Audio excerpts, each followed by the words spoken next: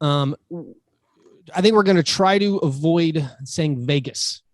Just some, like not always say Vegas, just say their win total or their total is, or they're expected to win that. Just to let you know, I'm going by division. That's what, you want to throw a team out? You don't want to do. Yeah, that works. I'm going by division. That works. Yeah. So you'll say you give a team. Yeah. You'll ask me how many wins. Yeah. Do I think they're going to win? And then I'll tell you if that's an over or under. And then you can say their win total is listed at. Yep. And I also have what the public is doing. Oh, which is interesting. That is interesting. That's just like a poll. You're right. That's good. All right. Yeah. Just said the public is taking this. That's good. I guess we'll avoid somewhat. The problem is I want to parade how amazing we are. Yeah, I understand. And I did not do badly last year. No, well, it turns out your West sucked, so it came down to earth. But I remember being very embarrassed. Our 2/3 and unanimous, ridiculous. And why don't we actually bet real money again? Comes back to I do. I actually bet some last year, and I've actually already bet some this year. So I've seen some of the lines for the first time. I'll put money down this year. Why don't we document that? We can, but we can't talk about it right now. Yeah. Okay. Yeah. And I'm gonna have to do the ads. So we're gonna go quick into breakfast. We're gonna not spend much time on our best and worst. We're gonna do those questions. John, you have those questions? Yep. I'm ready. Let's go. Recording there. Recording here.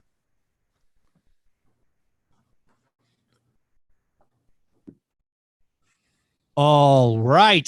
And by the way, I was going to say one sentence about each of you. I was going to say Chuck Anderson, hardworking blue collar, former food truck purveyor, stand-up veteran, hype man. That good? I mean, it's pretty much what I am. Yeah, Anything that's else? pretty succinct. Plumber. John, I was going to say. Son of a plumber. John, I was going to say you're an actor, writer, musician, scofflaw. Any other fun word to throw in? Yeah, that's fine. Anywhere. I don't know what I'm browbeaten stay-at-home dad. I don't know what I'm a. No, I'm not a stay-at-home dad anymore. No, I'm saying me. I'm saying me. Flop I sweat. venture to say you've watched the most minutes of Grizzlies, the most non-paid Grizzlies employee video specialist. And then make it funny. All right, Trophy husband. Here we go.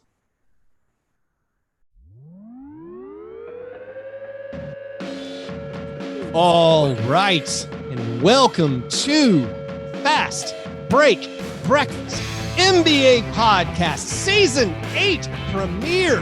My name is Keith Parrish. I'm joined by my good buddies through the miracle of computer phone. Here with Chuck Anderson. And now. And with John Berg. Aloha, boys. Aloha, we did it. It's not quite our birthday, our 8th birthday. I think it's in a couple of weeks, but this is the 8th. We're going into the 8th NBA season that we've done that. This is the first season where we're working for the man. Hey now. So, I mean, we're happy to be on Grind City Media. I don't know if we have any new listeners that are joining up for this big premiere. I mean, maybe a tiny introduction. I don't know. We got Chuck Anderson. You're a hardworking blue collar working man now. Also a former food truck purveyor. I've been a line chef, a stand-up comedian, a hype man. You're a veteran. Anything else? Am I painted the full picture? I was a rapper for a while. You were in a very allegedly controversial rap group. I used to sell taxidermy. Yeah, you don't do that anymore. You dabble in the taxidermy. I miss the days of you doing illicit taxidermy runs. Yeah, those made good stories for the podcast. They were good stories. What else have I done? I guess now we can reveal that taxidermy was just a euphemism for even more illegal things. Right. Yeah. We've actually had to scale back and delete things from old episodes as we got more and more listeners and people are like, wait a minute, is that story true? Like, no, we're entertainers. We're entertainers. Yes, my ex-wife's lawyer Right. Everything Who's we listening? say is entertainment. It also has not been reviewed or approved by the Memphis Grizzlies franchise, and they do not endorse or condone anything we may say. That's something that our lawyers, we actually, today's episode, we have a lot of legal disclaimers that we have to throw in, and that's just one of them. Nothing we say on our show has been approved by any member of the Memphis Grizzlies or Grind City Media family. Jon, it's hard to describe you in one sentence. You're an actor, musician, not to. Yeah. A ne'er-do-well, a scofflaw. When you asked, own more NBA hats than anybody I know. Verily. When people ask me what I do, I typically respond as little as possible. Well, that's what I say, but yeah, I think this country and Japan are the only two countries where it's like not rude to ask someone what they do, but that's just how we live in. But yeah, as far as these people need to know, we are the preeminent podcasters who sort of work for the Grizzlies. Right. And again, they'd like to let everyone know we do not work for them. We don't. We are a loose affiliate that they're trying out on a temporary basis. I like to explain to people, because I have lots of people who ask me, Jon, they text me and they say, hey, what does Jon actually do? And I say, I have no idea, and I've never known. literal no idea. Like, I mean, so I'm like a part-time piano player, but also the pandemic and everything, I'm sort of just a podcaster now. It's kind of weird. I'm a stay-at-home dad of sorts. I also tell people when they ask to explain our show, I just say we're the type of guys who are usually free at noon to record a podcast. Mm-hmm. It's less true now. Yeah, it used to be true. Now Chuck went and ruined that thing. I'm sorry, but it turns out you get like a full W-2 now, right? I like money. Are your really taxes like money. Easy now? No, they aren't. Not easy. Okay. Not with this. Also, I am a part owner of a bar, so I have to pay capital gains taxes. That's terrible. It's all terrible. Yeah. Everything. And you're an NBA Top Shot crypto enthusiast. I do love crypto. I also love fragrances. I mean, if we want to go into it. We haven't gotten the good story. Speaking of crypto enthusiasts, at some point, there's going to be a horrifying story of the IRS crushing some NBA Top Shot owners, because we haven't even ventured into that. Like, Top Shot's like less than a year old. There's people who might have made like $40,000, $100,000, and all of a sudden the tax man's going to figure it out. I don't know how quickly the IRS is going to figure it out. Just this morning, I shared in our Patreon-only Slack chat a thread about how to properly claim your NBA Top Shots. Wait, can you claim losses? Because I would love that. Because I've not made $1. I've lost like hundreds of dollars. My aunt is an IRS attorney. And when we talk about things like, can I claim losses? She always says, pigs get fed, hogs get slaughtered. Meaning, don't go too big. Don't claim too many losses. Don't raise too many red flags. Don't add too many weird things. When you already list like podcast income, don't start listing NBA cryptocurrency losses, because then the IRS people are like, let's flag this. And then they look at your like total income and they're like, yeah, this guy can't hire a lawyer. Let's go get him. And so that's just a little bit of advice. But we got a big show. We're going to talk about the win totals for the Eastern Conference. We're going to talk about a bunch of other stuff. But we always start off by talking about our breakfast. Gentlemen, we're actually recording, spoiler, in the morning, which is a rare occasion. Have you guys had breakfast? Jon, what's your breakfast? If you're new to the show, you don't know that I don't eat cereal. However, on this most momentous occasion of our first Grind City Media official podcast, I had a cereal called Apple Jacks. Whoa. You say that word like people don't know what it is, when really everyone knows what it is. I know, but why didn't anyone tell me that they doesn't taste like apples nor Jacks? It's just tasted like pure cinnamon. When they say Jacks, it means when you bite it, it's like eating Jacks from that game, Jacks. Right? Like those metal spike things. Oh, I thought it meant like Cracker Jack, or I don't know. I don't know what the reference was, but it was just like cinnamon in my mouth, and I wasn't using milk, so I know I'm doing this all wrong. It's not quite a pure cinnamon. I don't know what the flavor even is. Like, I would refer to it as cinnamish. Yeah, because it's not a straight cinnamon like a cinnamon toast crunch, which is just cinnamon sugar and like such. Like a copper tang. It is a great man. When we were talking about mixing ice cream with cereal, I mean, Apple Jacks and vanilla ice cream, unbelievable.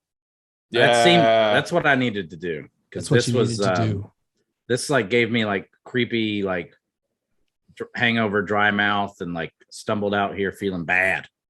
So now I cannot endorse dry Apple. Now, John, I don't know if you know this, but the Kellogg's workers are on strike right now. So I hope you know this. I hope you didn't buy that Apple Jacks recently.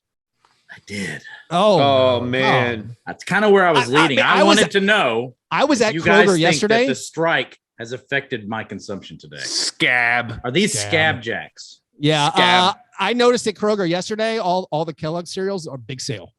Yeah. They're trying to trick me. I see that Shaquille O'Neal Frosted Flakes, and I keep thinking about doing a video, a taste test, and they were calling my name, but I'm like, no, I just stand with the worker. Chuck, what was your breakfast? Oh, boys, I went to East Park for breakfast. East Park Donuts in Nashville, Tennessee. Got me a cold brew with some CBD in it. Shout out CBD, which is the sober person's speedball. Right, I was about to say. And then I had the old standard brown salted butter donut. Love it. And they had a special. And it was a Buckeye. So it was Dutch chocolate with a goop of peanut butter in the middle. Chef's kiss. Chuck, that's a lot of donuts. I had 2. Okay. You had the cold brew. And then the 2 donuts? The cold brew was the drink I had. Yeah. But I wanted to bring up the CBD because it's an important part of my wellness routine now. Yeah, that's an amazing breakfast. And then 2 donuts. I felt like I needed to do it since I had time to talk about good breakfast on the show today.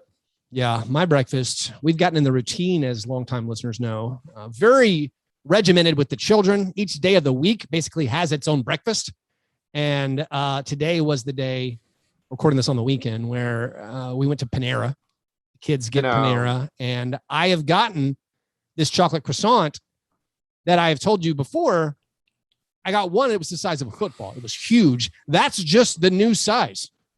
It is a croissant that is gigantic. We thought maybe it was like a stoned employee who just put way too much batter in ones, and they made a bunch of big ones. They just had these giant chocolate croissants now. So that was my weekend breakfast, hitting that sugary sweet spot that I needed. Well, those were our breakfasts. After our breakfasts, we moved to our breakfast in bed apologies. This is our chance to make right what we might have gotten wrong on a previous episode. It's frequently the first time we talk about the NBA, which this show is ostensibly about. Do you guys have anything that you need to apologize for? John, what's your breakfast in bed apology? On shows previous to this, I have proclaimed myself my side piece this year is going to be the hat I'm wearing here, the San Antonio Spurs. But for now, I'll doff the cap and apologize to Spurs fans, because if I root for your team, you need to prepare to no longer be able to shoot the three. I haven't rooted for a team that can make a three-pointer consistently in many, many moons, and I don't expect that to happen now. And just watching the Spurs preseason games, I think the curse is here, folks. I think the bricks will be laid. I think there's going to be some Freemasonry in San Antonio, but that's okay. They've added a lot of pink to their pink and cyan to their new scheme, their color scheme, and that's all it takes for me. I've gone from the Vice Heat to the Spurs, and it's on now. So Duncan Robinson's not coming through that door. You think jumping on the bandwagon has been a curse historically when you pick a side piece team? Usually, I've had a lot of success. Right. I mean, I jumped on the Jokic thing, and it's been great. I don't count like my love for the Nuggets. I don't think I can even call it a side piece thing anymore. I mean, they're like my number one, and then my number two. I've been bouncing around. I jumped on the Raptors with Marcus Gasol. I mean, we won a title. That's right. We won a title. Right. It was glorious. That doesn't happen to me. I'll do my apology. It's kind of based on this episode where we picked the win totals for the Eastern Conference. I was listening back to last year's show to see how good or poor we did. And I feel, I don't normally apologize for predictions because you can't. These are predictions. You use the knowledge you have. You make an educated guess. But I was so wrong about the New York Knicks. I missed their win total in a shortened season. I missed their win total by 29 games. which is honestly an argument just to quit podcasting. Like stop. Like just stop saying your NBA analysis. Just say your entertainment. Like you can no longer like I take some solace in that, like their actual win total line, like their Vegas line, they beat it by 20 games. Yeah, I was to say it's a 20 game difference. This is why they outperformed expectations. This is why Tibbs was coach of the year. This is why Julius Randle was most improved player. It's because of those preseason expectations. But I thought, I often am terrible at the Eastern Conference over-unders and win totals. And being that far off on the Knicks, I felt deserved some recognition, some, I don't know. If it makes you feel better and a bit of a grim augury for our later Eastern Conference over-under segment, the Knicks are pretty undervalued again. Like people don't believe. They don't trust. Do not believe. They don't trust. They embarrassed me last year, and I felt I needed to make right about that. Chuck, what's your apology? So last week I went in on Bites of Europe. Right? Oh yeah, little restaurant you stopped. Sometimes when you're out here busting shots, people catch strays. And I'm sorry to the city of Manchester. I let off a barrage, and in that barrage against what had to been the worst experience I've had in a restaurant in some time, I gave some. I sent violence to the city of Manchester, and I need to say I'm sorry. I've had so many wonderfully almost. You're Bonnaroo Chuck. I'm Bonnaroo Chuck. I have so many wonderfully, almost deadly experiences in the city of Manchester. Stay hydrated. You got to. I feel bad that I disparaged a place. You've spent so much time there. You're practically a Mancunian. I am a Manchurian. You lashed out. I did, and I think it's right to make amends. I think it's mature of you, and a lot of great people in Manchester. This is an apology. My amends will come when I go back to Manchester and spend way too much money at the O'Charlie's, eating mad yeast rolls one day after Bonnaroo. Better those rolls than the other kind. Yeah. Thanks, Chuck, for doing that. Those were our breakfast in bed apologies. Before we move to our steak and eggs best thing, before we get to our win totals, we have a couple of listener submitted questions. The croissant questionnaire. Basketball John Jones asks, if you had to get a current jersey from the team you dislike the most, which player do you pick? It's a great question. What say you? For me, it was difficult coming up with like my least favorite team. There's teams I certainly don't like, but I wasn't certain. I want to think maybe the Suns are my least favorite team as I continue to cheer against Devin Booker, but I like so many of their players, it becomes very easy to answer their question. I think I would, my favorite of all the Suns players I like might be Mikal Bridges. So I think maybe I would get a Mikal Bridges Suns jersey. I mean, if I'm allowed to get throwbacks, I assume I can't get a throwback because there's so many Suns players I like. That's not fair. Yeah. Got to be current player. There's the I think you can get throwback jerseys, but it has to be a current player. Yeah. I would do. Yeah, I would do. I think Mikal Bridges, maybe a Cam Johnson for fun, to go off the beaten path a little more. Gotta stay hipster, baby. What are y'all's answers? So I have long hated the Chicago Bulls, mostly for Michael Jordan reasons. Although his ascent to like scorn God has kind of made me love him now. Just him looking at an iPad and angrily, pouring disdain on other legends is something I can get behind, and I kind of love him now. But I'll stay on that Chicago tip because I really love the jerseys where they incorporate the Chicago City flag, like anything or any of their apparel where they have like the touch of blue with the baby blue and stuff like that. And I guess I would go with new acquisition Lonzo Ball. Oh, I'd get Ball brand on it. Yeah, a ball Bulls jersey, a Bulls ball. That sounds pretty good. Bulls ball, boom Chuck, brand. Who is your least favorite team? So I had to like contemplate this because I got to go with the teams that broke my heart. I'm a Heat lifer. Yeah, you're a Heat lifer. This podcast effectively came into existence in part through my heartbreak of LeBron leaving Miami to go to Cleveland, which was 8 seasons ago. Yeah. I can believe that. And your denial that it was going to happen. And my denial and my grieving process. And unpaid debts. Yes. I have paid you back. I don't care what you say. That's true. It is true. I don't care what you say. You can lie all you want. I've paid you back. So I had to go into like my Rolodex, right? What teams have broke my heart, and it's the Dallas Mavericks. Oh. And the San Antonio Spurs. Okay. Right. Those are the 2 teams that broke my heart in the finals. So I had to pick one of the Texas teams, and I went with the Dallas Mavericks because I could rock a Luka. I think I could go Luka. I might be able to do a little Tim Hardaway Jr. calling into my world as a Heat fan, going into the late 90s when I became a basketball fan with Tim Hardaway, the senior. You wouldn't go with a Boban? I mean, or Boban, which is like, he really transcends basketball in general. He is an all-time great icon, wonderful internet personality, and beautiful human. You can hate whoever you want, Chuck. I don't have any memory of you feeling like you had this Mavericks disdain. Like this feels new to me. You saying you don't like the Mavericks. Well, I mean, I really only see my existence as a fan only comes from love. So I was about to say Keith comes from a place of love as a fan, whereas Chuck comes to a place of love where Keith and I kind of lean more in the degrees of hatred and Schadenfreude type. Yeah, big on that. I would have guessed you would have picked the Lakers or like the Knicks or something for like your least favorite team. But I mean, I could have went there, but like the Knicks could have been. That's probably more true because the Knicks did break my heart. My first big heartbreak. Yeah, of course, I felt Jordan was Thanos, like he was inevitable.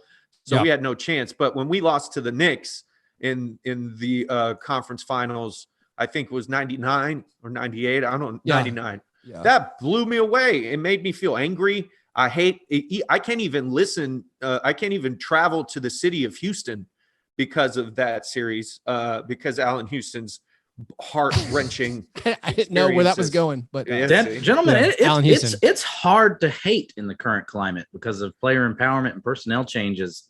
It's very difficult to let the seething hatred grow. Everyone, and I could hate the Celtics because there was some we've had some history, but at this point, I don't know. It feels sad. They're also extremely, extremely Irish. So I'm going to get you a Marcus Camby Knicks throwback. John, what's our next question? Gooey Gouda asks, and this question is almost entirely for Keith. Who are your preseason picks to put on the Jock Watch?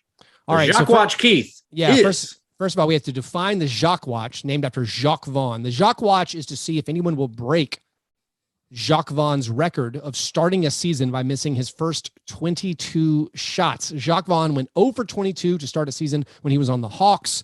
Every year, we monitor this. We had some thrilling moments 2 years ago. Someone got up to 0 for 14. It really would have been great of me to look that up to have some more color for this segment right now. So we've had some moments where guys get up very, very close. Also, I mean, remember, it wasn't a Jacques Watch, but Mike Conley's beginning of his tenure on the Jazz, he was 1 for his first 22, which again, something that you hardly ever see. So Gooey Good is asking, which players would I be identifying to possibly have a chance of missing their first 22 shots? It's obviously unlikely, but what I look for guys, this is very obvious. One, bad at shooting. I think it's very helpful to have him in a small role. I think it's more likely a guy who doesn't play that frequently, who gets in just at the end of games and isn't guaranteed that much, where he can go on a very slow Jacques Watch, a turtle-paced Jacques Watch over many, many games. And I would identify a guy, even on the Grizzlies, like if he makes the final roster, like a Jarrett Culver. Ooh. Chris Dunn last season was 1 for 12 from the field. He only played, I think, 2 games. Guys who are bad at shooting, who play very, very little, you pick those up. You also look for 3-point shooters nowadays. You have a lot of guys who only shoot threes, and like you could see a bunch of misses from guys. And that leads you to my pick. Yeah, who's your pick, John? The prodigal crappy Spur has returneth. Bryn Forbes. Oh, Bryn Forbes is too good of a shooter, though. He's like plus 40% But listen, from three. Yeah, he's going to be on such a short leash. When Bryn Forbes is out there, they get torched for 116.3 points per 100 possessions, which is the worst there is. So I think he's not going to get the playing time that he used to. But Bryn Forbes is addicted to shooting. He's going to shoot constantly, and now he's not going to have the best players on the court with him. The spacing won't be there. I could see him getting one of those over the course of a certain number of games, really slow starts. That's my pick. I did look it up. In 2016, rookie Jamal Murray started the season 0 for 16. That's how long we've been doing the show. It was 5 years ago. I was basically numb all over my whole body, waiting for him to miss 6 more shots. I think a guy like Jay Crowder also is always up there. A guy who has prolonged streaks but has a green light. Also, the guys on the Thunder, like Pokashevsky. If Pokashevsky does it at 7'7" tall, yeah, it's no longer the jock watch. So also some random just rookie. Again, you would think that. Who do you think, Chuck? So, and I'm certain this will happen at some point in the season. If it happens at the beginning, it'll be Providence. But at some point, PJ Tucker will miss a bunch of corner threes in a row for my Miami Heat. PJ Tucker's a great pick. And I will hate him. I will hate him. And I know it, even though he's kind of had a couple nights where he's all right in preseason. I'm going to hate him. If I could pick a player for a playoff jock watch, it's PJ Tucker. Yeah, I'm on the other end of that. I think PJ is going to suck in the regular season, and he's going to probably be. I'm going to fall in love with him come playoff time. Go check out them 3-point stats for the playoffs for PJ. So last year, Raptors guard Malachi Flynn missed his first 12 shots. That was the best we got last season. I think if any bigger name player is going to do it, I do look for a guy maybe in the style of Mike Conley going to a new team. What if Spencer Dinwiddie out for a very, very long time? Maybe he has a prolonged bad shooting streak to start the season. He's not an accurate shooter. That's not like the strength of his game. So Mike Conley, always a great pick anyway. So those were our croissant questions. Thanks for submitting the questions. If you want your question to be answered on air, you have to become a Patreon supporter. You do that at patreon.com/Fastbreak Breakfast. Thanks to our newest Patreon supporters, Jude Aslan, Derek Capo, and Dylan Sontag. Thanks, guys, for signing up. I think a few of you guys signed up specifically to play fantasy basketball. Patreon supporters, if you want to play fantasy basketball with us, make sure you go sign up. The fantasy basketball sign up is pinned to the top of our page. My league is drafting on Thursday, October 14th. Jon and Chuck are having leagues that draft on Sunday night, October 17th. Our negative fantasy league, which is we'll have signups open right up until the draft because we do not cap the number of participants in that league. That'll be early Sunday afternoon on October 17th. That's a league where you get rewarded if you have the Jacques Watch players, because missing shots is good. Turnovers are good. Fouls are good. So if you want to get involved with our fantasy leagues, if you want to submit questions to be answered on air or as part of our bonus video hangout that we do each month on Zoom, you have to be a Patreon supporter. Do that at patreon.com/Fastbreak Breakfast. Also, Grizzlies fans, single game tickets for the 21-22 season are on sale right now at grizzlies.com/tickets or by calling 1-800-4NBA-TICKS. Don't miss Ja, Jaren, and your next gen Grizz as they battle the Lakers, the Nets, Chuck's Heat, the Warriors, and more, starting at just $10 per game. Get your tickets, get the biggest nights, get the best giveaways. For more information, visit grizzlies.com now. All right, steak and eggs, best thing. What is the best thing you saw in the last week? Chuck, what's your steak and eggs? What did I say we were going to do? I didn't even write it down. I'm sorry. That's all right. I'm sorry. Oh, yes. So my best thing of the week is it seems like the Russell Westbrook experiment in LA is going tremendously. In his first 10 minutes as a Laker, he had 7 turnovers. Love it. Glorious. That's it. I'm interested in seeing how this goes. I'm interested in seeing where, my Schadenfreude with the Lakers is real. They did break my heart in the finals. two finals ago, which was only a year ago. Yeah, very confusing. Wrap your head around that. The finals were going on less than a year ago. Anyway. Yes. So I have a reason to root against them, even though I do like some of the players on that team. I am obviously in awe of LeBron James and his greatness. However, he left me, and I'm watching him in LA with a hotter girlfriend now. He's a Jezebel. So, but yeah, metaphorically, the hotter girlfriend. Yes, metaphorically. I got lost briefly. I'm sorry. Or a hotter guy. I don't know. We can just say partner. Yeah. Partner. Yeah, whatever. Yeah. Gender's a construct. I think we'll see how this goes. I'm interested in the look, and yeah, LA. Let's I like it. You don't want to read too much into preseason one loss, but there also is a history of the Lakers bringing in a bunch of big name veterans and then struggling in the preseason and then not being very good. I mean, I still think they're the title favorite, besides maybe the Nets, but I think they have a lot of talent. No, I'm with you. I will also be with you cheering against the Lakers. I get joy when they lose in the preseason. Does that make me a bad person? Yes, it does. John, what's your best thing? I'm sure this is a bit of a tired topic, but for me, every detail that spills out from this Terrence Williams, or as I call him, Terry Ocean led, like HMO scam, like dental scam. Yeah. It's just juicier than anything I could have ever hoped for. It's also like colossally stupid and like low rent and just beautiful. And the cast of characters might lead us to our first ever, like, if we can use like the Gandalf and Hobbits technology, like first ever great NBA themed movie that doesn't feature like we don't have to have Kevin Garnett play himself.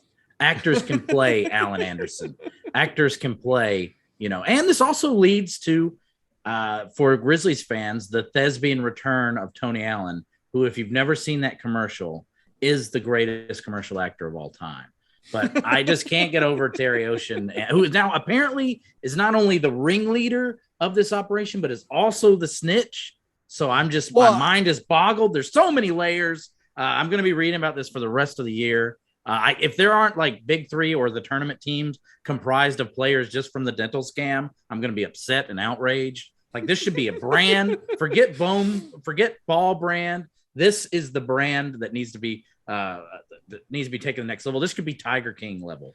We need to turn this into, a movie. Hopefully, I think all these guys might be available to play the parts as long as they don't, if they can plea down enough, maybe to get out. Yeah, I don't know. Ain't nobody going to jail over this. Are going to be, John, we're not lawyers. I did have a lawyer on last week talking about this.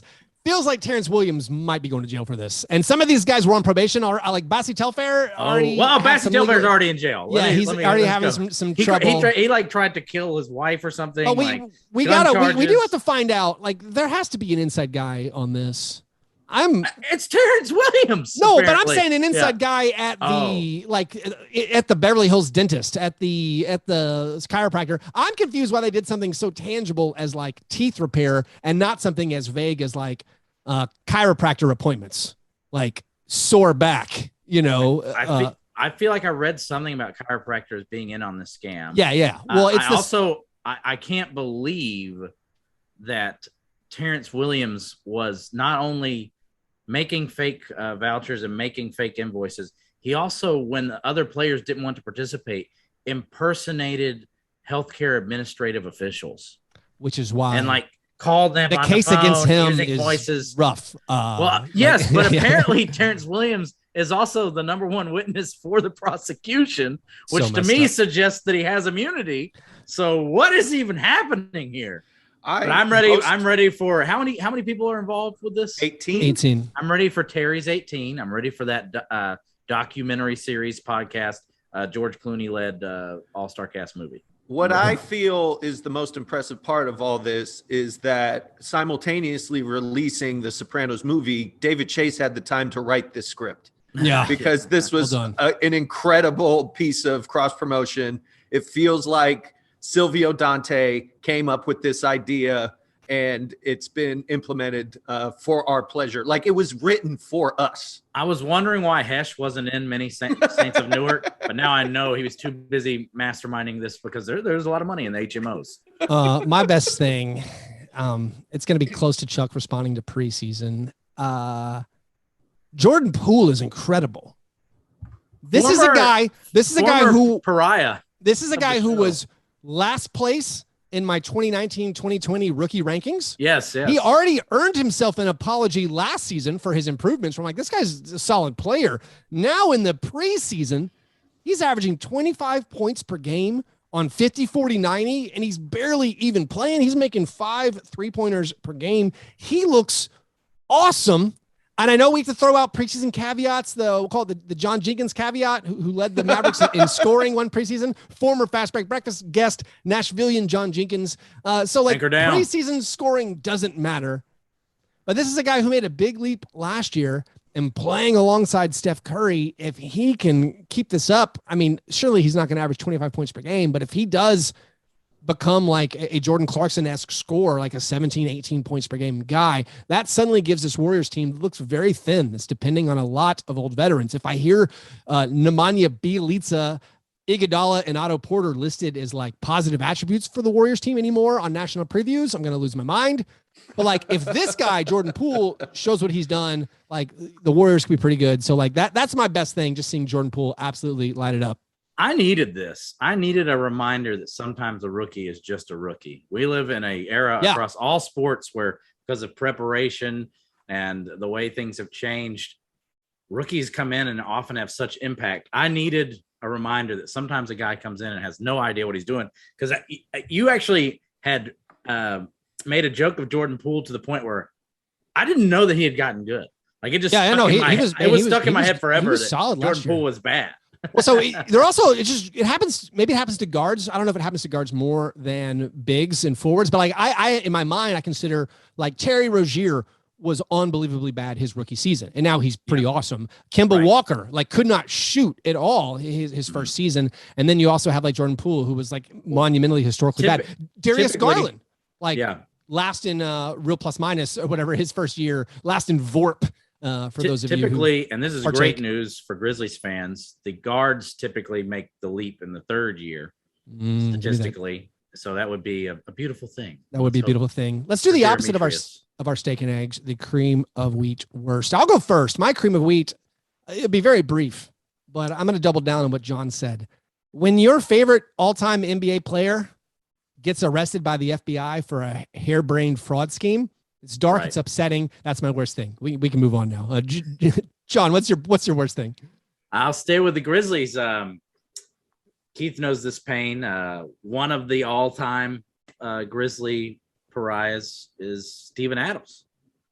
Hated for goading Zebo into, I'm not going to call it a punch. I'm going to call it a fist push. Yeah. Fist push him. Yeah. A shove. It's just shove. Yeah. And causing him to be suspended for Game 7 and thereby rob us of what could have been our only finals appearance. However, it has taken two preseason games for me to not only enjoy Steven Adams, but to be actually obsessed with him. And for him to already be one of my favorite players on the team. I didn't know I could feel this much joy from having a center be able to move 4 feet further out from underneath the basket on defense. I didn't know that was a thing that I cared about, that just a radius of movement being greater than Jonas Valanciunas' radius of movement could bring me that much joy. I didn't know that having someone have the ability to pass out from a double team could bring me that much joy. And I don't know if this is I do think it's that I think Steven Adams is a smart and able player, but I think it's also just like the freedom of being released from the lead-footed Frankenstein monster. I want to know when you're going to stop stomping on Jonas Valanciunas. I can't, man. Will it ever?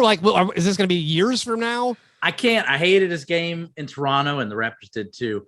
And I hated his game on the Grizzlies. And I just feel so alive to see our teams run and gun. You are somewhat in denial that he dragged the Grizzlies to the playoffs last year. Like I do think that happened. Like down the stretch, he was all the Grizzlies had on offense. Yeah, I mean, I don't think I'm in denial of it. I think when he didn't play, we were better. So yeah, I do like. I do think he got a lot of points and rebounds. Here's a fun preseason stat. Steven Adams' offensive rebounds per 36, 11. He's averaging 11 offensive rebounds per 36. I think he has 14 offensive rebounds in like 20 minutes. Chuck, what's your worst thing? So my Heat 3-0 so far in the preseason as we record. Yeah, they look playing on Monday night. Yeah, they have good. Yeah, they're playing the Hornets next. They're looking incredible. There's been incredible performances by our role players, the people I think we need to perform in order for us to be up in the conversation at the top of the East. Omer Yurtseven, who looked like a god against the Spurs. Max Strus, who's balling out of his mind. The Strus is loose. The Strus caboose. And they're continuing that momentum from Summer League. I was telling you about Yurtseven. Oh my goodness. It's so good. But already what I'm doing is there's the hope that comes with the preseason, right? What I'm already doing is projecting into the future the disappointment that this hope will bring. And I'm not able to presently experience the moment, this joyous, beautiful time where our point guard is running an offense, who's hitting transition threes, who's utilizing Bam Adebayo as a potent pick and roll diver to the rim. It's incredible to see, but I'm already going, but this isn't sustainable. We can't do this against the real teams. We can't do this against the Nets. What's wrong with me? I can't enjoy now. And that's well, you say you can't enjoy now, but you were like texting us all about Tyler Hero. He's averaging 25 points per game in preseason. You're like, I was right. You guys were making fun of me for picking him on like 27 shots per game. Yes, but look, he's putting him up, man. He's got the juice. He's looking like he wants to do it, and we need him to gun off the bench because we got nobody to score. Well, maybe your Heat, you'll continue this optimism when we look at their win totals. We're going to try to predict some win totals. So this is how we started our podcast 7 years ago, where we thought it was like a rite of passage that every basketball podcast, you have to pick win totals, you have to do over-unders. And so it was a fun way to start. I know it's become ubiquitous and everyone does it, but not everyone does it as well as we do it. We have receipts on our predictions, guys. Like, we do the receipts. We release these podcasts. They're publicly available. They're free to download. We don't delete them. We don't put them behind a paywall, at least not yet. They are all out there for you to hear. And if you have gone with us in previous seasons for entertainment purposes only, we've done very well picking some over-unders. So what we're going to do here is I try to avoid like the win total lines. It's been more and more impossible, again, as these figures, as gambling becomes ubiquitous and like they're published everywhere. So I've already seen some, but what we do is I kind of come up with my win total. John will give us what the team is expected to win. And then we'll say if we think they're going to win over that or under that. But going back to our bona fides, our correct picks over the previous 7 seasons of the podcast on picking over-unders. In the last 7 seasons, my record is 116, 85, and 3. And I'm in last place comfortably. The only one under 60% wins, which is embarrassing. I'm embarrassed by it. You guys are trouncing me. I'm happy for you. I'm not going to be resentful. I'm embarrassed for myself. I'm disappointed in myself. John, your record is 121, 80, and 3 on over-unders over 7 years. Chuck, your record, you actually a couple years failed to make picks. It's all right. We used to record a very different style in the early years. It was murky. There were smoky substances involved. Yeah, maybe. But now beers being cracked. Everybody's clean and sober, and we're living life to its fullest right now. And Chuck, your record 120, 79, and 3. That's a winning percentage of 60.3. But it's not even our individual success. I would say our individual success is good, but middling. It's okay. It's okay. We call this the French toast trifecta. Yeah. 2 out of 3 of us pick. When you combine our knowledge, our group knowledge, our group think is where you get unbelievable percentages. If you look at what 2/3 of us say, So if you ignore the individuals and you say whenever 2/3 or more, go one way, throughout the years, we have a 64.8% win percentage. That's over 7 NBA seasons. 136, 74, and 3. If you just go with our unanimous picks, or we are unanimous on the over-under win total, 68.8% wins. Let's round up. 8.8. Okay. That's nice. It. Round up to 69%. Nice. That is 59, 27, and 2. Last year on our unanimous picks, we were 7 and 2, 1. Last year, our picks. Now, this is where I will admit to you that, like today, we're doing the Eastern Conference. I'm bad at the Eastern Conference. I am. This is not an up and down graph where like, oh, some success. I am historically bad. I'm always bad at the Eastern Conference. Last year, my Eastern Conference picks 5, 9, and 1. I make up for it. I'm incredible at the Western Conference. Does that make sense because I mainly watch the Western Conference? Yes, it makes sense. I actually don't know about the Eastern Conference. Last season, though, this is incredible. I was 5, 9, and 1 in the Eastern Conference. Chuck and John, you guys were both 10, 4, and 1 in the Eastern Conference. Last year's numbers overall for both conferences, Chuck, you were 29 and 1. Pretty good on your over-under picks. John and I, we were both 16, 13, and 1. Not great. Ugh. It's a winner, but it's not strong. Anyway, without further ado, we're going to go happy to carry you guys. Happy to carry you. When there was only one set of footprints. Yeah. Chuck, you're the man. I mean, you're the man. You're the man at this. I think, we get John and I, maybe we get obsessed with like the thing that doesn't matter. We get obsessed with like the 14th guy. Chuck, you're like big picture. Like, no, easy. It's over. I got it. Sometimes you got to look at it from 30,000 feet. That's right. So let's do this. Let's do the Eastern Conference teams. John, you're going to give me a team. How are we going? We going alphabet? I'm going by division. I'm going to go Atlantic, Central, then Southeast. All right. Make sure I got my numbers up. Yeah. I also can tell you the percentage of public bets on each team. Let you know let you know what the general consensus is. I'm basically going to let you guys know if you're being a basic or not. Yeah. But let's start with the probably perennial favorite for a while. Let's start with the Brooklyn Nets. Keith, what's your magic number? So I got to say, by the way, I am so relieved the NBA is planning to play 82 games this year. Oh, man. Yeah. Predicting win totals on a 72 game thing. My mind couldn't handle it. I'm blaming last year on that.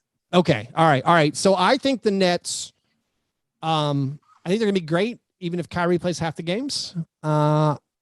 I have them. I'm going to say 54 wins. So significant number. Keith, you, my friend, are under. That's what I was hoping I'd be under. That their number is 55.5, and you are not basic, as 63.2% are choosing them to go over. This was a 65 win pace team last year. I'm gonna stay basic. I'm also going over. Chuck, what you got? I got them closer to 60 wins, somewhere between 57 and 60 wins. They looked incredible with near 3 of them on the court at the same time last year in the regular season. They upgraded, I think, their depth, and they can play big minutes for guys like Patty Mills, Paul Millsap. These guys can come in and give you quality, like cleanup time, eat some innings, as they say in baseball. So I love this. I love this squad. I am afraid of them as a Heat fan. So I'm thinking 60. I mean, I think they're going to be amazing, but 56, it's a lot. I don't know. I assume Harden's going to rest a lot. Durant's going to rest every year. Somebody's going to win over 60 games. I don't see why it couldn't be the Nets. So that's fair. That's fair. It's impossible for me to pick against them. Let's move to a team that is potentially in flux. The Fluxy Philadelphia 76ers. Keith, give me your number. So even with this team in flux and hating each other, and we don't know what's going to happen with Ben Simmons, I'm still pretty optimistic about this team. And I don't think 52 wins is unreasonable. So I'll say 52 is my win total for the Sixers. Keith, you are the slightest of overs. I figured I would be. I'm comfortable with it. 51.5 is your number. Most people are on the under. They're really worried about that Ben Simmons betrayal. They're at 70% are taking the under. That is the largest number we'll see today. Wow. Chuck, what have ye? I think this has got all of the elements for a combustion And if that happens, and I'm not going by talent on the court, I think Joel Embiid is probably, and I said it last week, the front runner for my MVP, could be a defensive player of the year candidate. With that, you're looking at probably 45 wins, right? Ooh. Okay. Just that. Even if you trade Ben Simmons for a bunch of like kids who aren't going to contribute right away and some draft picks, that's probably a 45-win team with Tobias Harris, with Danny Green, with the guys, Tyrese Maxey getting better and playing at a higher level this year. But this all could explode, right? And I think maybe I'm going to go under. I'm thinking this is probably like a 43 to 45-win team because I'm cooking in the Ben Simmons nonsense distracting the team. Yep. John, what's your call? I really desperately want to buck against the 70% and go over here. I will admit that the prospect of a Joel Embiid injury is such a devastating notion. Like no team will rely on a player more than you don't the believe in 76ers. Andre Drummond? But I also believe in what Daryl Morey does. And that 70%, I'm just going to have to go full hipster and buck that trend. And I'm also going to go over. Yeah, so I'm with you. I feel like this team can win 50 games without Ben Simmons. I don't want to say easily, but I guess I'll say easily. And so I think they're going to put something together. Winning a couple more than that seems they've catered more probable. They've catered to his style for so long. I think we might see a kind of a transformation in Philadelphia. And I don't think you're going to see Joel Embiid hoisting threes as much anymore. I think a lot of the things that the Sixers did that were very questionable and strange will be gone. Yeah. Let's stay with a team that I think could have a very different season as well. The Boston Celtics. Keith, what is your number? The Boston Celtics. I struggle with this number because I felt like I'm optimistic on the Celtics. And then it seems like everyone else that I hear talking about the Celtics, everyone seems like everyone's optimistic about the Celtics. So I put them at 47 wins, and I'm worried that I probably nailed the total. You kind of did. If you're not going to do a half game, you're not going to nail it. Okay. But 46 and a half is the number. So you're the most slight of overs. I'm happy to be the over. I feel like I'm optimistic about this team. So I'll happily take my half game and say, over on the Celtics. I think this is one of the easiest of overs. I think it was kind of just a parade of missteps for the Celtics last year. I don't think they were that bad. I like the over a lot, as did 58.1% of people who are interested in this kind of thing. I'm with the casuals. You know what I mean? And I think you do. Chuck, what say you? Doing casual life. I love their depth. I think Schroeder at the price they paid for him is great. Al Horford doesn't have to be Al Horford of years past. He only needs to, kind of supplement Time Lord. I like it. Who knows what Peyton Pritchard turns into? And we'll see that team with, another couple, percentage points improvements from their two big guys in Jaylen Brown, Jason Tatum. New coach, new blood, new energy. I'm going over. Yeah, that's our first unanimous. We're all unanimous excited about the Boston Celtics. Who's next, John? I think the unanimity will continue because we have the New York Knicks go ahead and give me the number. I'll give you my number, and this is disrespectful. Again, I think for me, I have the Knicks. I have them I'm gonna check my seed. 1, 2, 3, 4, 5, 6. They're my 7th seed, and I have them at 43 wins. That's an over, Keith. Oh, no. Because talk about disrespectful. Wow. This number is disrespectful. That number is 42 and a half, and it's being banged mightily. Wow, I nailed it again, though. 65.1%. Oh, I hate to be with the public there. I also have to be with the public there. I think that is just a massive wow. I think that's just a bad line. The storyline with the Knicks is last year they had unsustainable success on 3-point defense. All their teams, right. That's what I guess the smart talking head points for the Knicks are. But you got to think they improved with bringing in Fournier and Kemba Walker. RJ Barrett doesn't seem like he's getting any worse. And then the rest of the team is the same. Yeah, it seems like I know the East is going to be tougher. the Tibbs flame out, and this is a tough division, but the Tibbs flame out is not in year 2. It is just not in year 2. It's coming. That's a really good point, John. This Atlantic division is kind of incredible. It really is. It's incredible. Unless the Raptors pack it in, I like all these teams. Yeah. And the potential is there for the Knicks to be the worst team in the division. I think that wouldn't be shocking. Anyway, Chuck, what's your prediction? I think their shooting last season was unsustainable. Both RJ Barrett and Julius Randle probably benefited from not playing a lot of basketball the previous season. And both shot over 40% from 3. I think we'll see a regression there. I think bringing in Kemba hurts their defense. We might have some problems with chemistry, trying to split the time at point guard between Derrick Rose, Kemba, and the float goat Emmanuel Quickley. I don't know. I think last year was fluky. Their defensive numbers, like teams just didn't hit wide open threes against them. I think that's going to regress, and maybe we'll see a team come back to where they should have been last year. I like that, Chuck, because I think there's an argument to be made, like you said very well, that RJ Barrett, Julius Randle made a bunch of shots, and like Julius Randle's mid-ranger was on fire. Their 3-pointers were both very, very good, maybe surprisingly high. Could we see that come down? So that's a well thought out under. John Line's bad. Line's basics. bad. Bet the house. Line's bad. Bet the house. Yeah. So the Raptors are the final team in the division, John. Yep. So this is where I'm totally lost. I am telling you, I have a slam bang over. Has to be. Everyone is lost. 50.6% have taken one of these sides. People don't know. This team on paper to me looks incredible. They're back home in Toronto after having to live in the armpit of America, Florida, for an entire year. I have the Raptors at a very confused 42 wins. I am high on the Raptors. I feel like they could be awesome. Also, everyone seems to feel like they're maybe going to tank again. So I don't know. What's the Vegas line? That's the question. That's what the palaver will be. 36.5 is the line. That's a confused line. I also am insane. I'm way over, but if Masai decides to pack it in and looking at the landscape, I could understand why. They certainly packed it in as well as any team not named the Thunder last year. They know how to do it. Chuck, what do you think?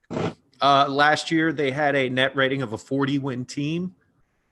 Losing Kyle Lowry is huge, but I think Fred VanVleet steps up, and they're going to have something close to 40 wins. So I'm going over. So this is wild.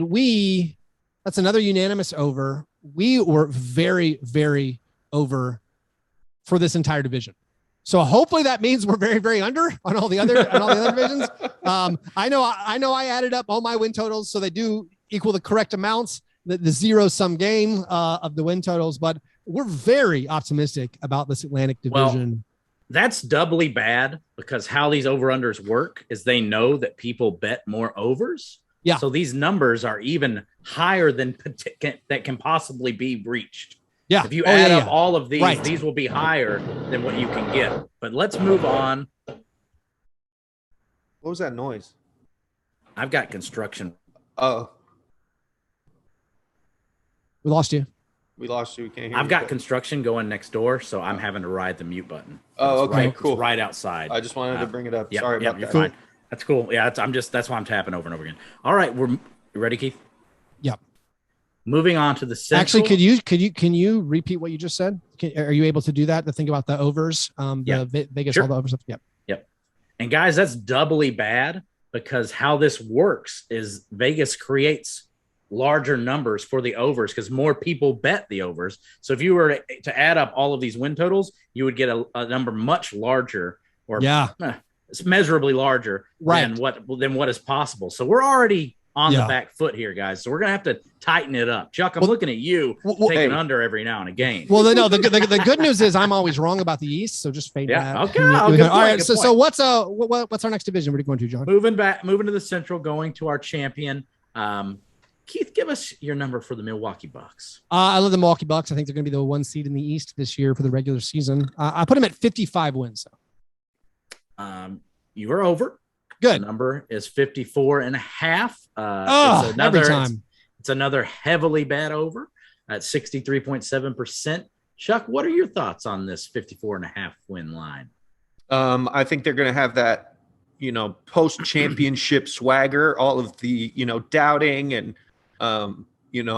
second guessing of their, greatness will be kind of massaged out. They're always under Bud's a great regular season team. So yeah, I'm going, that's another like 57 win team. Easy. Second in the East for me. Yeah, I would just like to point out for me to deviate from Bud's regular season excellence. Although I will say last year they were under their win prediction. They were under their total, just barely. But anyway, yeah. So that's an over for you, Chuck. John, did you say? I'm gonna also go over. Another unanimous, another loss for us. And I think as we go through this division, you'll understand why. What's your next team? The Pacers of Indiana, Naptown. Give me the number for the Indiana Pacers, Keith. I think this East, like I've said many, many times, is going to be so congested. From like, I don't know, I think most teams will win to over 12 games. Yeah. And some of these teams are going to fall apart. Some of them are going to tank. There's a big confusion about what even the Pacers are. They've never had a healthy lineup based on like who their 5 best players are on paper over the last year. I give a lot of credit to Rick Carlisle coming in, and I still kind of throw my hands up in the air, and I'll say maybe we'll say they're 500, 41-41. Keith, you are with the public. You are under. 58.2% went under the number of 42.5. Chuck, I thought I'd be over. All right, interesting. That's cool. Chuck, I have a lot to say about the Pacers, so I'm going to let you get out what you need to. I'm going to go under on this team. I don't think TJ Warren is, the greatest player, but it hurts to not have his production. I don't know even when he comes back if they're going to be able to integrate him with Turner and Sabonis. They seem to want to play those guys together. So I'm interested in seeing where it goes. I do love Rick Carlisle, but I think if Malcolm Brogdon ends up, missing his whatever amount of games he usually misses, which is usually, you kind of book it with him. Yeah, I'm going under. The Nate Bjorkgren or whatever his name is era hath ended. You nailed it. Replaced by Rick Carlisle. I think this is a big over for me. I'm excited to see what the Pacers do with Carlisle. I also think, looking at the rest of this division, I'm not high on the other 3 teams. So I just think that last year was a really hard year for the Pacers. And I think that just going from one of the worst coaching situations to one of the best, and this is a homecoming of sorts for Carlisle. I think this is a job that he has wanted. This is a job that he has coveted. I think this is going to be the beginning of something in Indiana. Let's move further north. Before we move on, John, just sure. not to be too much of a spoiler, how do you have the Pacers stacking up against some of these other teams that we think are going to be in that mix, like compared to like the Bulls and the Knicks and the Raptors? I like the Pacers better than all of them. Okay, that's cool. I agree with you. I think there's going to be one team under 30 wins potentially in the entirety of the East. Oh, wow. Yeah. Okay. It'll be 1 to 3 teams under 30 wins. It is a log jam. Yeah. But unless someone tanks, we know of one team that will. I think it's going to be very messy and it's going to be bizarre at the 7 and 8 spot. But that will make for an amazing play-in tournament. It should. And a very fun season. And even the fight to get in the play-in, I think, could be really, really good. All right. So who was the next team? But it's also telling that the Pacers are tied for the second most wins in this win total in this division. I think that should tell you something, especially since the team we're about to talk to has made so many changes and is also pounded by the public. The Chicago Bulls. Keith, what is your number? I have the Bulls. I'm so excited about the Bulls, and I could easily be very, very wrong. I have the Bulls under 500. I have the Bulls at 40 wins.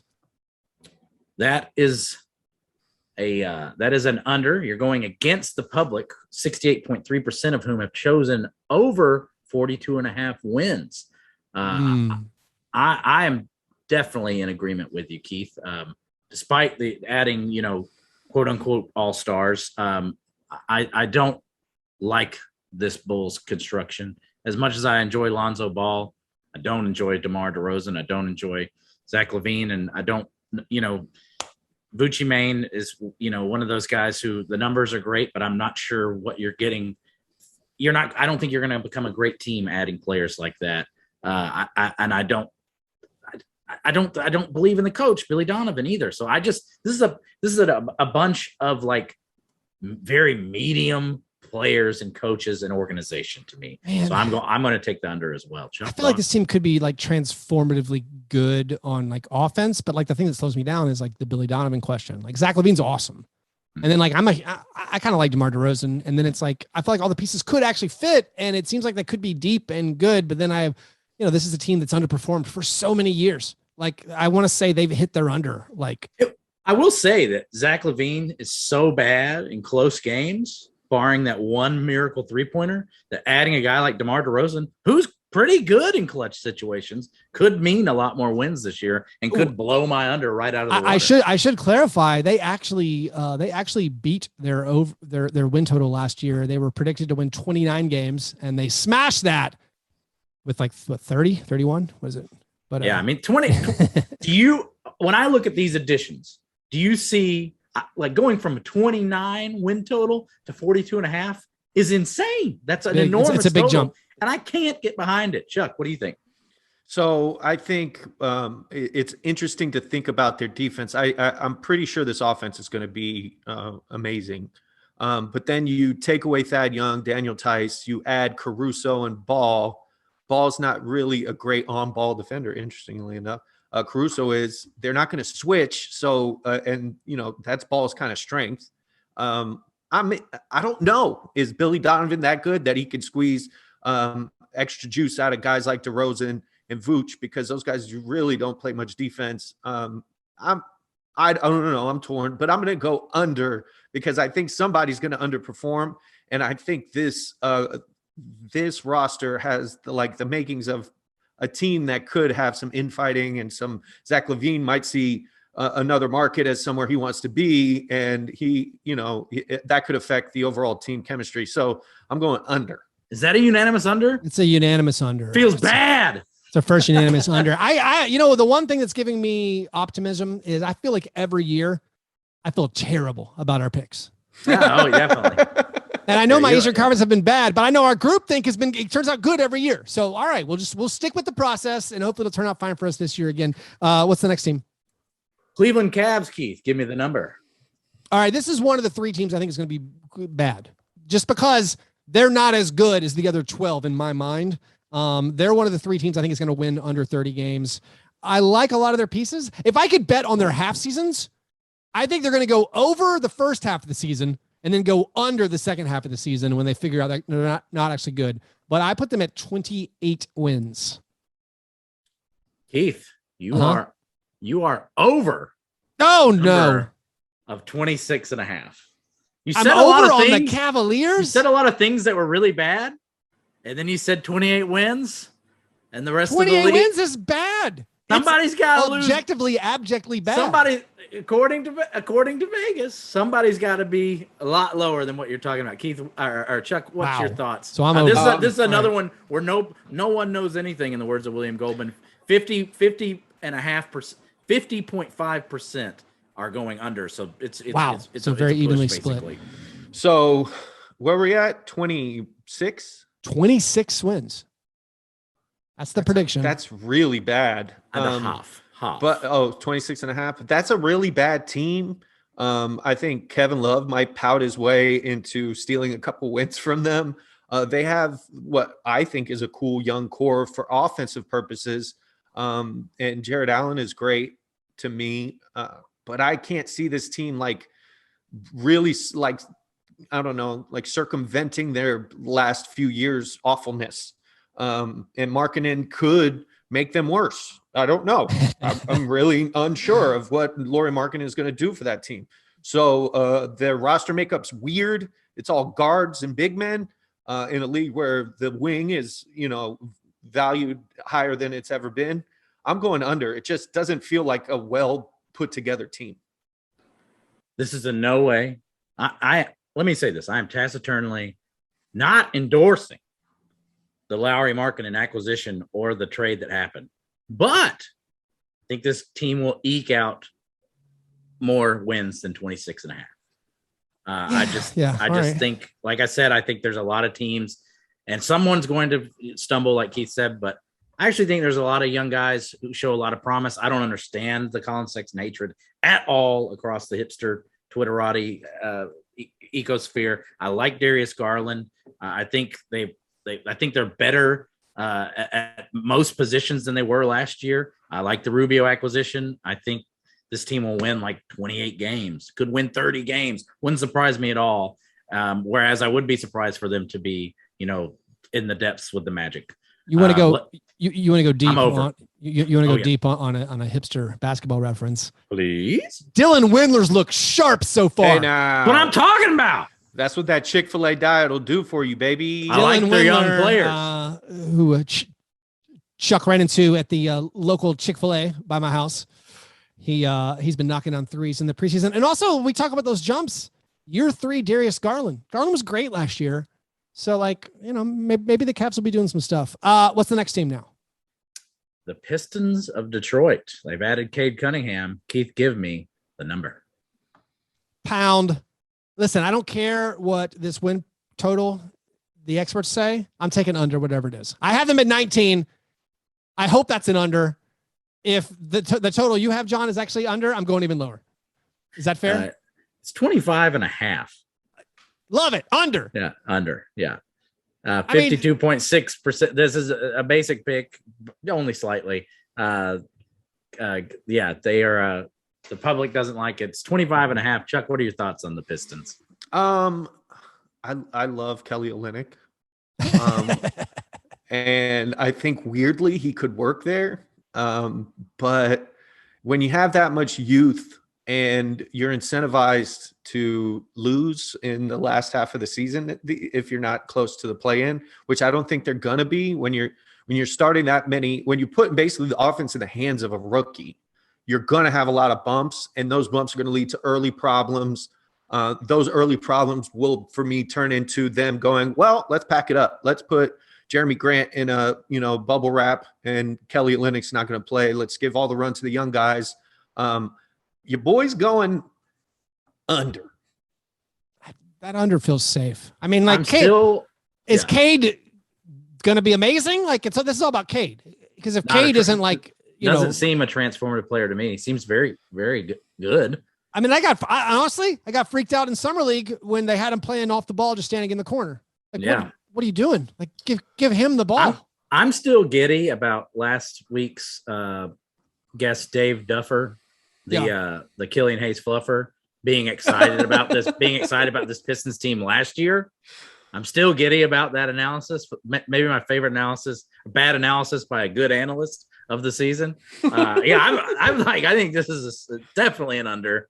I think these could be the process Pistons. I don't know if I got to call something out because I just listened to our episode doing the over-unders from last year. I listened to him.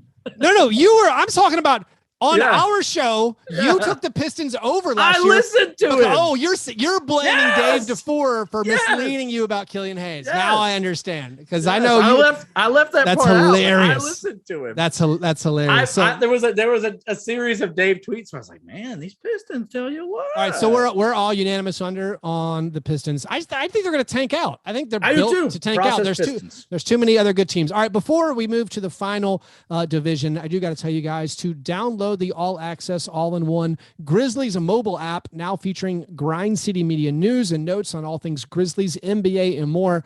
Get 3 experiences with one app, including a fresh Grizzlies look and feel, along with access to FedEx Forum events and those sweet Grind City Media podcasts. This new app has it all. Upgrade your experience and download the Grizzlies app today at the App Store and Google Play. All right, now what are we, the Southeast Division? What are these divisions even called? Let's get it over with. It's the Miami Heat. Keith, give me a number, and then Chuck will kick it. I want to know Chuck's number. Can we start with Chuck's number? 62? What do we got?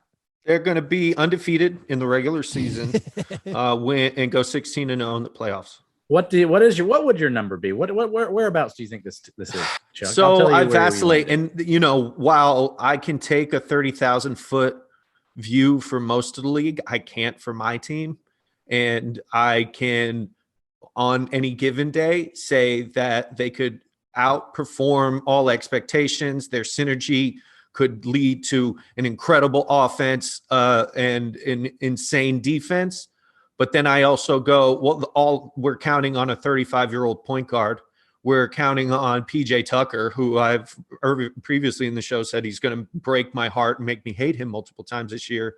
I think a 50-win team is being generous, but probably somewhere between 46 and 48 wins. Oh, wait. Chuck, you are under. Whoa, I was gonna say I'm more optimistic than Chuck is.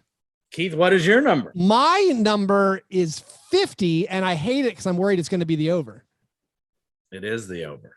The number is 48 and a half. See, but I can see 50 wins. I can see 55 wins. Well, that's the fun about sports. I mean, we can envision any of these scenarios. But like my hope is I'm cooking in my hope for this team into this number, and I think I'm too optimistic. He hedged people. I'm hedging. I'm hedging. Also, it could be a reverse jinx. He doesn't believe what he just said. I'm sticking with my process. I'll stick with my over. Chuck, have you committed? Flip a coin, buddy. Under. Oh, he's committed. He gave us a number. Give him. He's under. No, I got a coin. I'm flipping a coin. Let's do it. Oh, wait, I thought his span covered the 48 and a half. Did it not? No, it was 46 to 48. No. He's under. All right, you're under. Okay, yeah, hold on. No. I don't know. Look, this is my fandom here. You gonna flip flop? Heads. I don't know what that means, but I'm gonna guess. Under. It's under. You're under. All right, John, what are you at? I'm also under. I just think the potential for the regular season to not matter to the Heat is real. Right. Also resting. I think this team is built for the playoffs and is aged with not a lot of young depth. Not a lot of depth. Yeah. So, also being just like a brutal number to land on. 48 and a half brutal number to land on. It is brutal. It's brutal.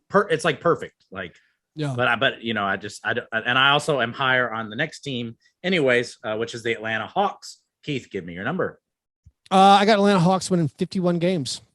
I believe in the Hawks' depth, 51 wins. Large over. The number was thought it might be 47 and a half. Everyone agrees with you. It's a 62.2% on the over. Chuck, your thoughts on the Atlanta Hawks number of 47 and a half?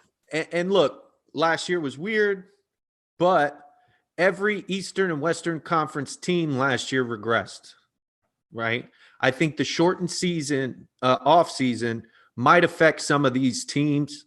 And if any of them would be affected, would be a younger team like the Hawks. I could see maybe injuries being issues. Like we saw that with every single team that made it to the Eastern and Western Conference Finals last year or the year before. I'm guessing that the Hawks are going to come down to earth just a little bit. They're still going to be good, but I'm going the slightest of unders. Maybe 45 wins. Wow. Okay. I couldn't disagree more. I think the Hawks, other than the Knicks, are my favorite over that we'll do in the Eastern Conference. This team is just too good. They don't even need Trae Young to play well to blow teams out. They beat the teams they're supposed to beat, and then sometimes beat teams they shouldn't beat. So I think the Hawks are really good. And also I'm rooting for this to happen also because I need for this like Hawks as villain of the league thing to be real, please. I think, we have an opportunity here for something special. I love the roster top to bottom. I think they probably have the deepest roster in the entire league. I think this is one team that can like I talked about how some teams, a single injury ruins them. The Hawks ain't it. I'm with you there. They could even lose Trae Young and I think still keep their head above the water with just like DeLon Wright being there, just as a backup point guard. And they're so deep on so many other positions that I think they're like regular season proof. And this team started last year like 14-21 or something. They're not doing that again. You got to remember they had that terrible Lloyd Pierce start where they were trying to get rid of their coach. This team should have won a bajillion games. I can't believe the number is at 47 and a half. I think people were taking the fact that they went further in the playoffs than they should have and are extrapolating that to be like, they're going to be a lot worse than that. And that's not what's happening here. Yeah. We believe in the Hawks. Who's next? The Hornets of Charlotte. Give me your number, Keith. I have them in the muck with the Pacers, the Bulls, the Wizards, and just teams. I'm like, nah. My previous optimism, like my month ago optimism, it's worn off a little bit, but I got them pegged at 35 wins. You are under the number of 38.5. Oh, wow. I'm way under. I want to go to Chuck. He's a LaMelo Ball expert. I'd like to hear his thoughts on this 38.5 wins number. My number has nothing to do with LaMelo. It has everything to do with Gordon Hayward's injury proclivities. When he's on the floor, they are good. I don't know if I trust losing the shooting that they had, Devontae Graham and Malik Monk, who played lights out last year. I think they kind of had like lightning in the bottle, fresh legs kind of situation, why they took some teams by surprise early in the year. But not adding anybody of merit, and then also Gordon Hayward kind of be made of paper mache, I'm doing like a 35-win team.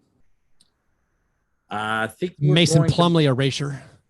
I think you're not worried about those triple doubles there, Chuck. Yeah. I mean, I'm making this a unanimous under.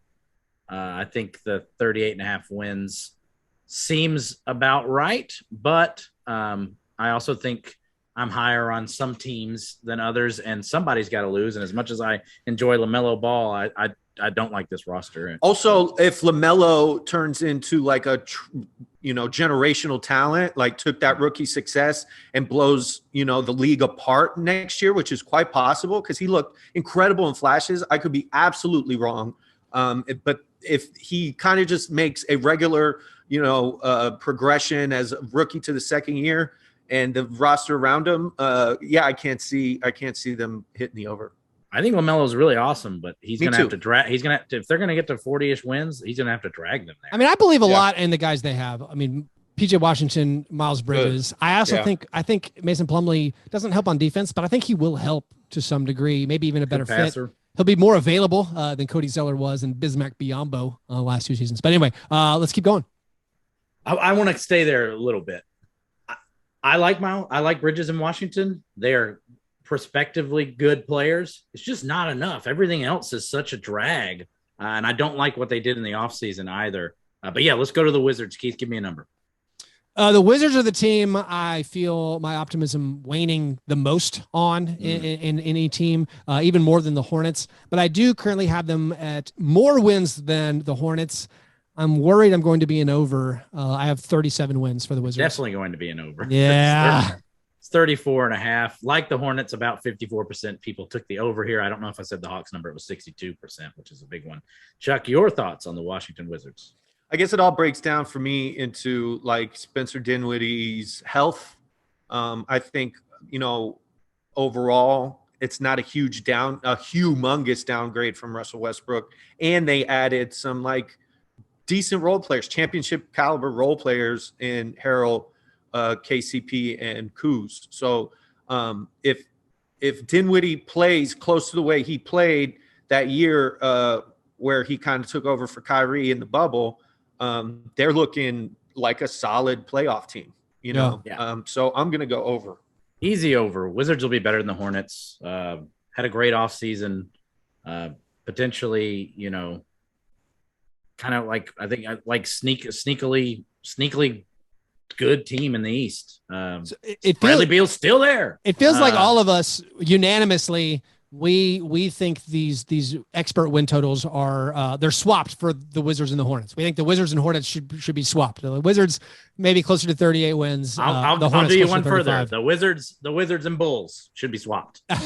Yeah, let's do that. Like I feel like they had a even better offseason. So that's interesting. I think the Bulls are significantly better. Well, I guess not significantly based on my win totals, but I think that in my mind, at least, I have the Bulls a notch ahead of the Wizards.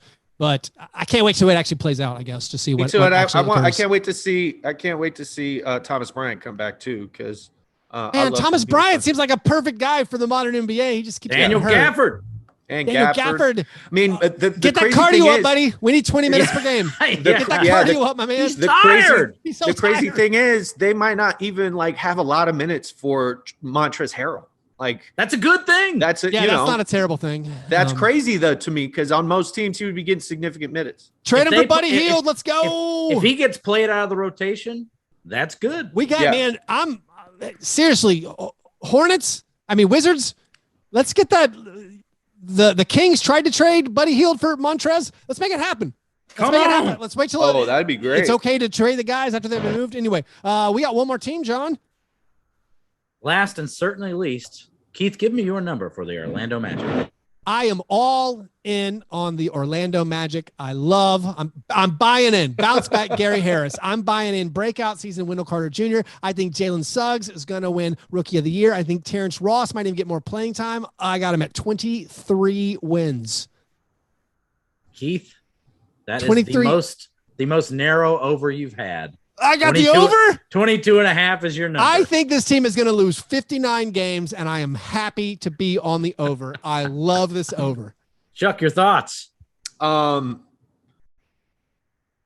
I don't know.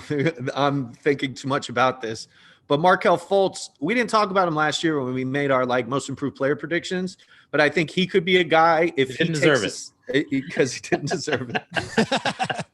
All right, cool. But I could see maybe him taking this next step, but they're incredibly young. They're in, one of their most promising players can't play a lick of minutes, Jonathan Isaac. I'm not interested in reclamation projects or teams like this.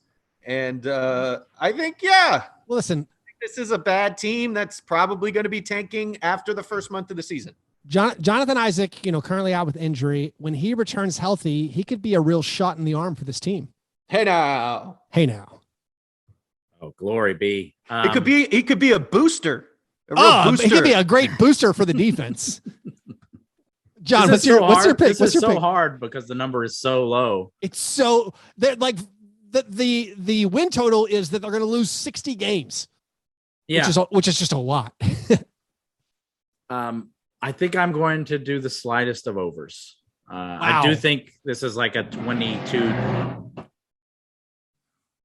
is like a 22-23 win team, So yeah. I don't like it, but I just think the East is just going to be this smorgasbord, this mucky short smorgasbord, and also think the fact that you're not going to be able to out tank some of the tankers out west. That they're just not going to try it out. I mean, you look at the whole East, and on talent, the Magic are clearly.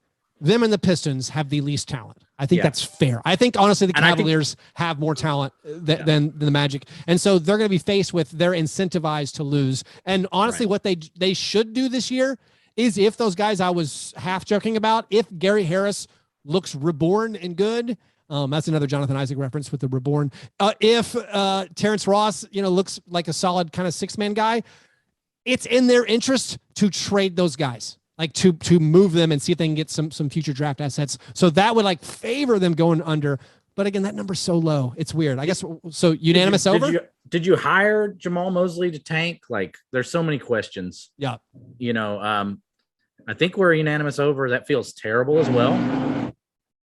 Yeah, we actually got really unanimous when it came to the ends of these Eastern Conference teams. So let's wrap up before we get to our awards segment to summarize the whole Eastern Conference.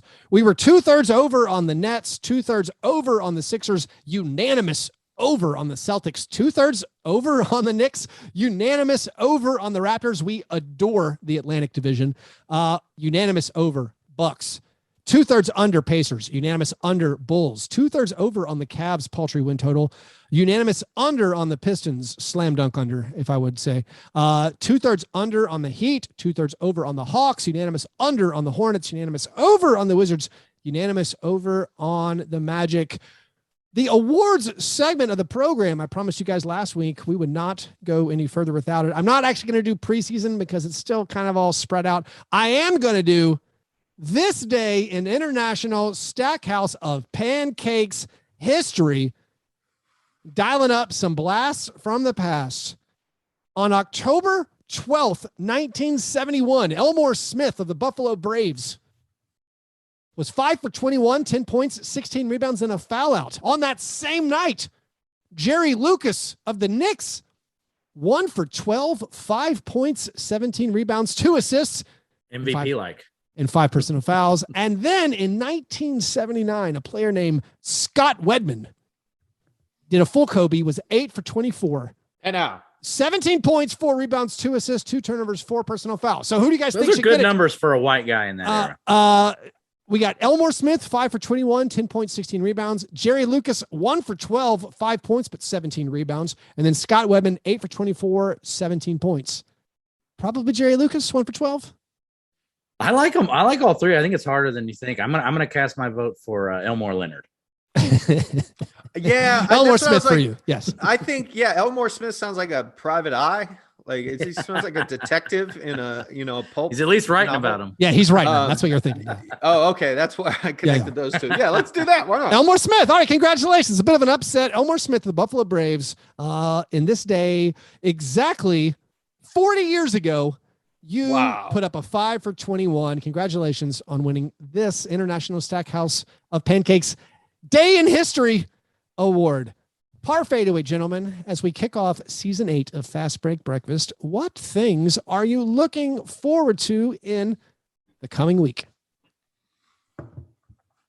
Well, my absolute favorite thing has ended. Marvel's What If, a masterpiece, finale, beautiful storytelling. It was all interwoven. So I have nothing to look forward to. Wait, there's basketball. More preseason, more minutes for 15th players on the team, more unreasonable expectations for hope. Yes. And all sorts of nonsense. We're going to watch some ball boys. And I'm not just talking about LaMelo and his other brother. Don't even say his name. Why would you? I won't. John, what's your par fadeaway? If you need a warm-up for the sporting season and preseason isn't competitive enough, Major League Baseball playoffs are at hand. They are torturous. I'm enjoying them. My Braves will be eliminated just in time for the NBA to kick off. It's a perfect warm-up for you to be reminded just how painful sports can be. That's great. I think this is probably going to be our last par fadeaway of non-basketball events, but we'll allow it. It's still the preseason. I'll say mine, I'm focused on a basketball thing. Something we've seen in the preseason so far. I want to lift up our referee brethren. I feel like they are doing a good job with this shooting foul rule change. So far that I've seen, they are enforcing this. If you change your shot to draw contact on an airborne defender, they're not rewarding you. This could possibly, honestly, this could possibly be like a sea change in the way the game is called, because I think a lot of us were saying, let's get rid of this egregious, like if someone's behind you, you fall down or you jump backwards into them. We're like, let's get rid of that. That has no place in the game. But what I've seen so far is they've actually changed. If you pump fake on a jump shot and the defender gets airborne, it used to be a pretty basic part of basketball that you say, okay, that guy doesn't have legal guarding position flying through the air. I'm going to lean over and just draw contact. And I'm actually surprised. I didn't think that was the rule change they were going to do. But they're saying that's not a shooting foul now. And if so, it's honestly a little bit shocking, but I like it. And so my par fadeaway, the thing I'm looking forward to is, will they remain vigilant? Will they hold the line? Are they going to keep enforcing this rule? Or as the season goes along, as Steph Curry gets more and more frustrated, I'm not saying Steph Curry can't be the MVP without drawing fouls, but like, will we see kind of a pushback saying like, listen, this is more of a change than we anticipated, or are y'all going to keep calling it? So that's, I guess that's what I'm looking forward to. I love it. I think it leads to less cowardly plays and just a you're calling out the manhood. Yeah, absolutely. There's nothing worse. The other plays are less safe. Like there's a lot of safety issues with the other plays, but there's nothing worse and nothing more like, oh man, than the pump fake jump into the guy. No, it's just a very drawing. You're right. Drawing charges is much more violent and dangerous for everyone involved. Absolutely. Yeah, absolutely. But there's no one's getting hurt on these things, but it is interesting. If like you can't lean into an airborne defender, it should make the game more enjoyable, because the offense should be at an advantage where now you can just drive right by the guy. And, so like it should make the game better to watch once the players figure out. Get a guy off his feet. Yeah. You've already won. You don't need to cheapen it and take the free throws.